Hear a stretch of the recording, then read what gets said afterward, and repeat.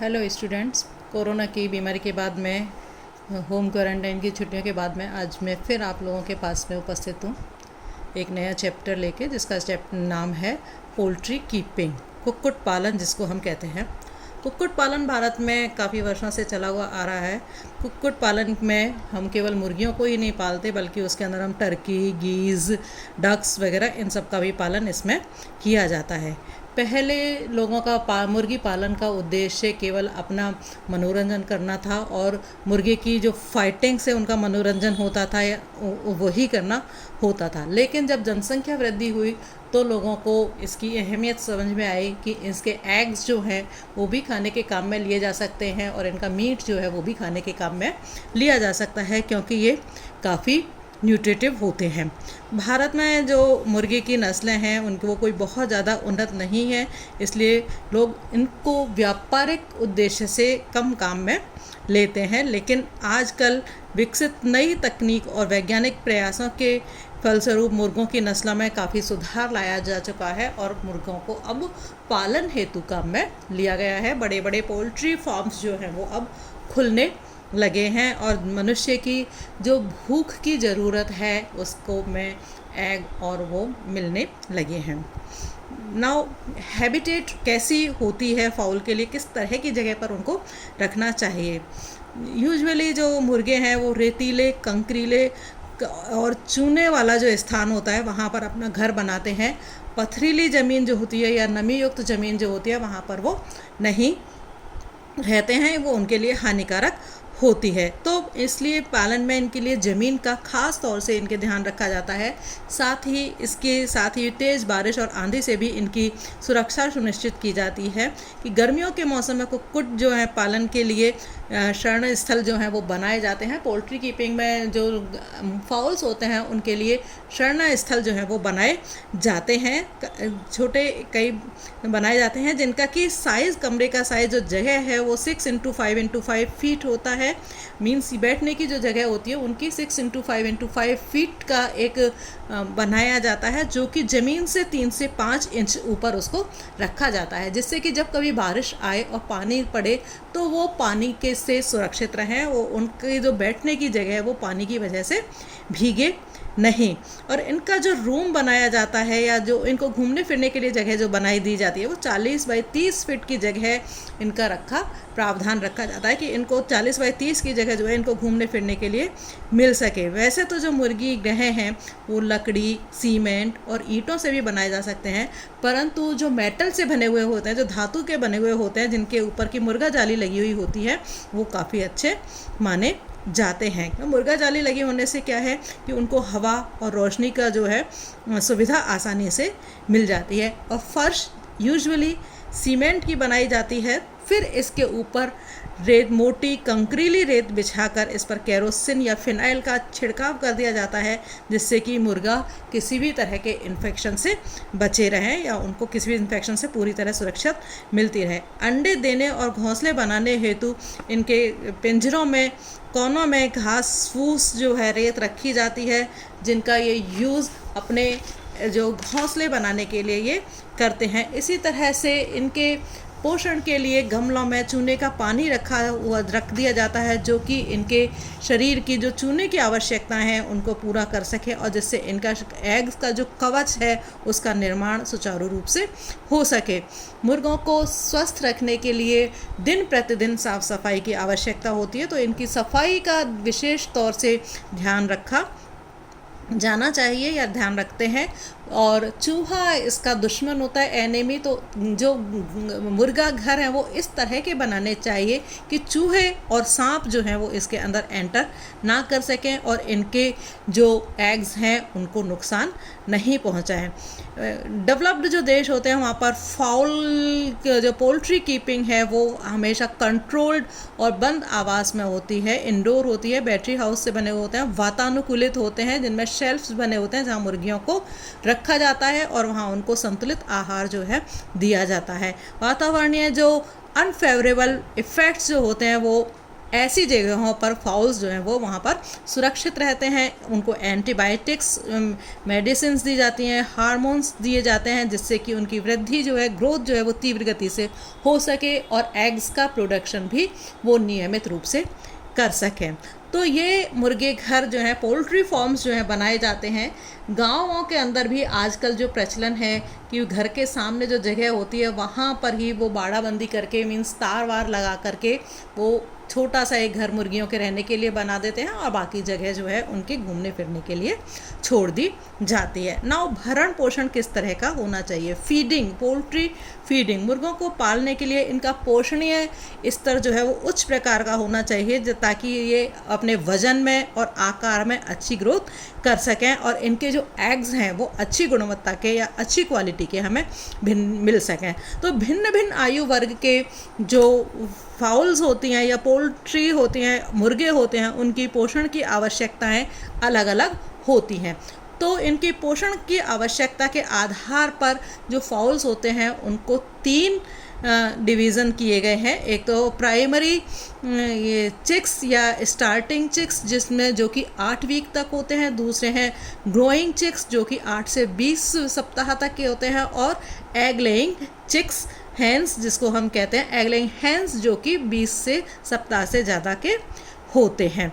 तो इनको इनकी एज के हिसाब से ही खाने के लिए या हमें पोल्ट्री फीडिंग जो है उनको करानी होती है। तो खाने में ये मेज़ भी ले सकते हैं, गेहूँ भी दे सकते हैं, मूंगफली के और ऑयल केक्स वगैरह जो हैं वो भी इनको दिए जा सकते हैं।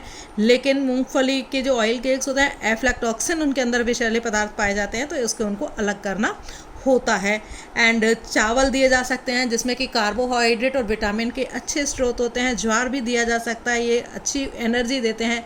एंड मिनरल फूड्स जो हैं वो इनके बोन्स के लिए दिए जाते हैं। लेकिन जो बेस्ट फूड होता है इनके लिए बाजरा होता है, क्योंकि वो प्रोटीन और कार्बोहाइड्रेट का एक अच्छा सोर्स होता है। तो इस वजह से बाजरा जो है इनको भरपूर मात्रा में दिया जाता है।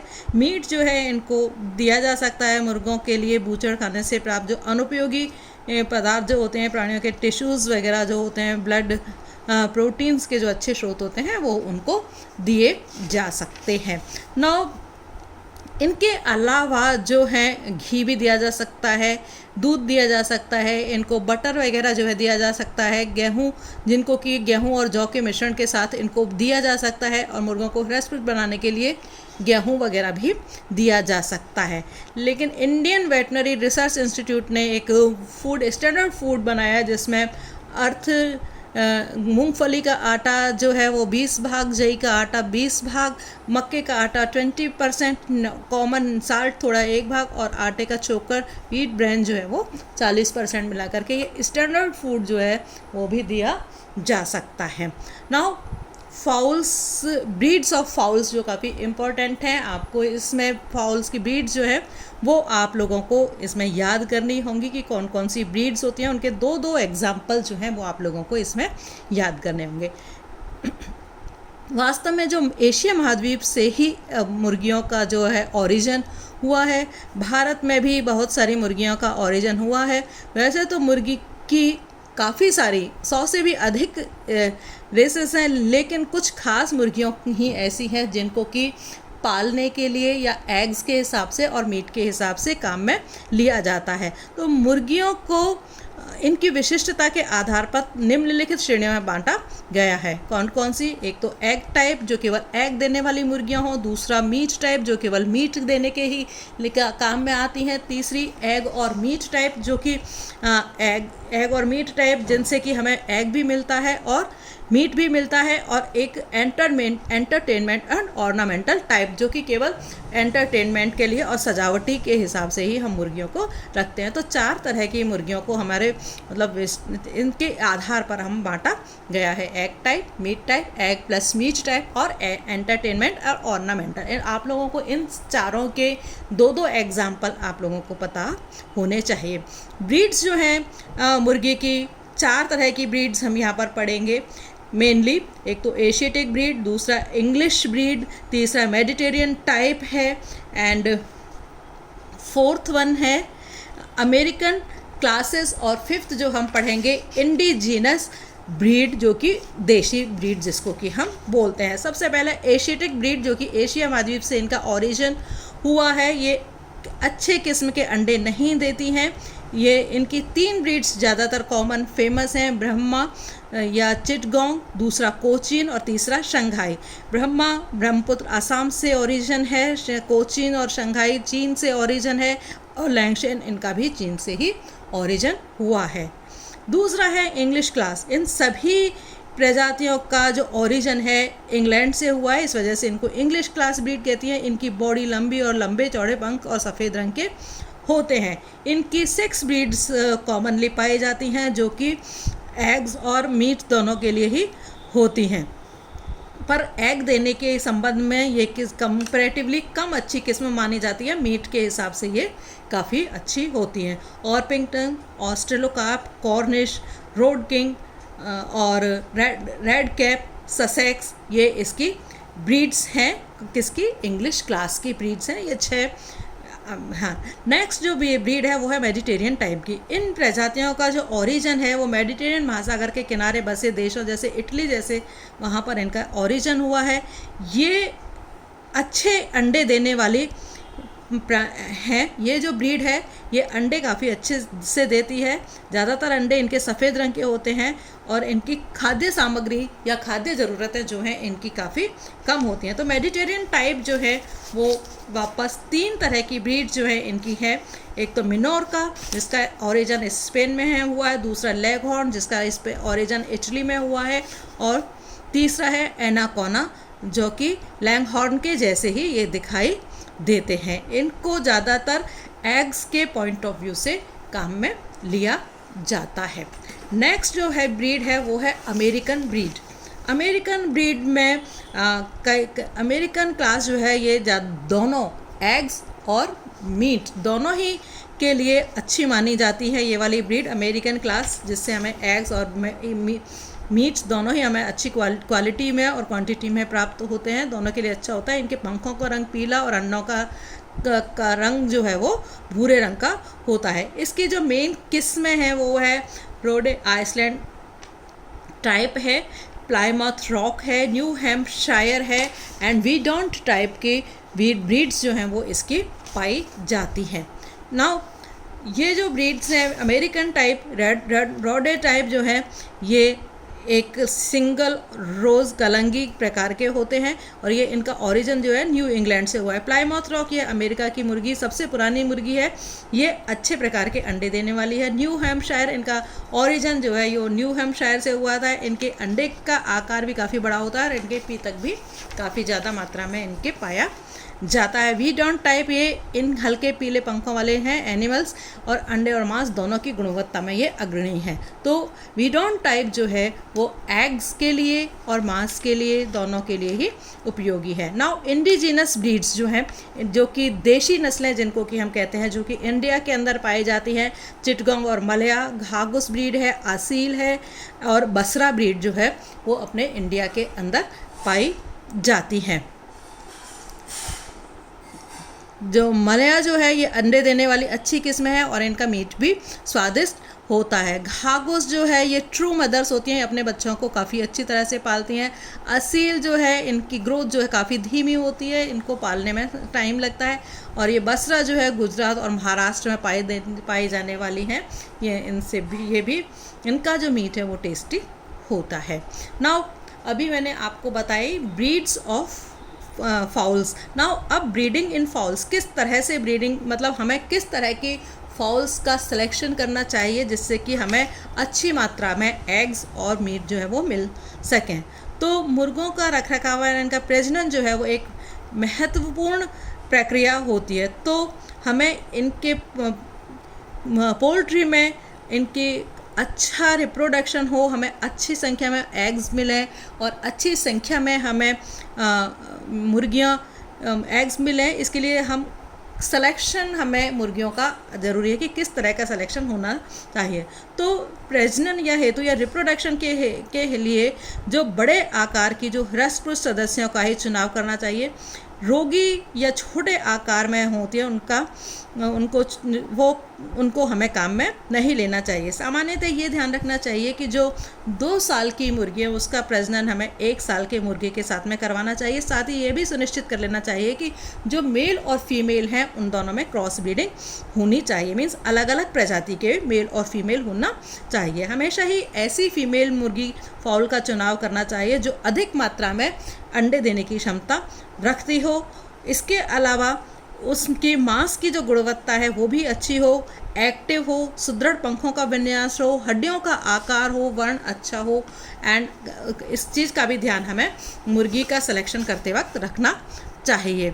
एक मुर्गी के साथ में मैक्सिमम 4